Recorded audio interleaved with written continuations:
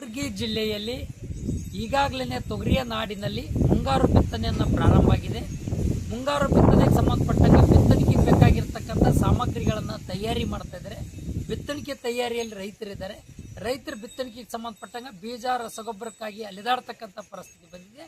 ಇವತ್ತು ರಸಗೊಬ್ಬರದಂತೂ ಹಾಹಾಕಾರ ಇದೆ. DAP ಗೊಬ್ಬರದಂತೂ ಯಾವುದೇ ಕಾರಣಕ್ಕೂ ಎರಡೆರಡು ದಿನ ಮೂರು ದಿನ TAPCMS VSSN ಸೊಸೈಟಿ ಎದುರುಗಡೆ APMC ಎದುರುಗಡೆ ಇವತ್ತೆಲ್ಲ ಸರ್ಕಾರಿ ಕಚೇರಿಗಳ ಎದುರುಗಡೆ ಇವತ್ತು ರೈತರ ಅನ್ಕರ ಅಲ್ಲೇನೆ ಮಲ್ಕೊಳ್ತಕ್ಕಂಥದ್ದು, ದ್ವಾಮಿ ಕಚ್ಕೊಂಡು ಬೀಳ್ತಕ್ಕಂಥ ಪರಿಸ್ಥಿತಿ ಬಂದಿದೆ. ಮನೆಯಿಂದ ರೊಟ್ಟಿ ಕಟ್ಕೊಂಡು ಬಂದು ಇವತ್ತು ಸರ್ಕಾರಿ ಕಚೇರಿ ಮುಂದ್ಗಡೆ ಇವತ್ತು ಅಂತ ಜೋತ್ಕೊಂಡು ಕೊಡ್ತಕ್ಕಂಥ ಪರಿಸ್ಥಿತಿನ ಸರ್ಕಾರ ಇವತ್ತು ನಿರ್ಮಾಣ ಮಾಡಿದೆ.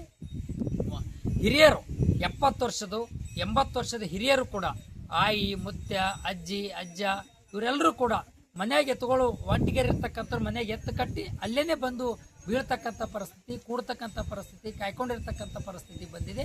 ಅದು ಅಲ್ಲದೇ ಇವತ್ತು ರಸಗೊಬ್ಬರದಂತೂ ಯಾವುದೇ ಕಾರಣಕ್ಕೂ ಕೂಡ ಅಭಾವ ಕೃತಕ ಗೊಬ್ಬರ ರಸಗೊಬ್ಬರ ಅಭಾವ ಕೃತಕ ಸೃಷ್ಟಿಯನ್ನು ನಡೀತಾ ಇದೆ. ಅದನ್ನು ಯಾವುದೇ ಕಾರಣಕ್ಕೂ ರೈತರ ಶೋಷಣೆಯನ್ನು ತಪ್ತಾ ಇಲ್ಲ, ನಿಂತಿಲ್ಲ.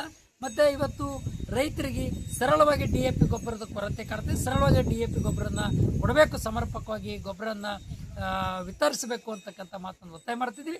ರೈತರ ನೆರವಿಗೆ ಮುಂಗಾರು ಬಿತ್ತನೆಗೆ ಸಂಬಂಧಪಟ್ಟಂಗೆ ಕಲಬುರಗಿ ಜಿಲ್ಲೆಯಲ್ಲಿ ತೊಗರಿಯ ನಾಡಿನಲ್ಲಿ ತೊಗರಿ, ಉದ್ದು, ಹೆಸರು, ಸೋಯಾ, ಹತ್ತಿ ಇದನ್ನು ರೈತರ ರೊಕ್ಕದ ಮಾಲು ಎಳ್ಳು. ಹಾಗಾಗಿರೋದ್ರಿಂದ ತಕ್ಷಣದ ಎಲ್ಲ ರೈತರಿಗೆ ಸಮರ್ಪಕವಾಗಿ DAP ಗೊಬ್ಬರ ವಿತರಣೆ ಮಾಡಬೇಕು ಅಂತಕ್ಕಂಥ ಮಾತನ್ನು ಕೇಂದ್ರ ಮತ್ತು ರಾಜ್ಯ ಸರ್ಕಾರ ರೈತರ ನೆರವಿಗೆ ಧಾವಿಸಬೇಕು. ಗೊಬ್ಬರ ಹಾಹಾಕಾರನ್ನು ತಪ್ಪಿಸಬೇಕು. ಸರಳ ರೀತಿಯಿಂದ ಗೊಬ್ಬರ ಕೊಡಬೇಕು. ಒಬ್ಬ ರೈತರಿಗೆ 2 ಚೀಲ ಕೊಡ್ತೀನಿ ಅಂತಕ್ಕಂಥ ತೆಗಿಬೇಕು.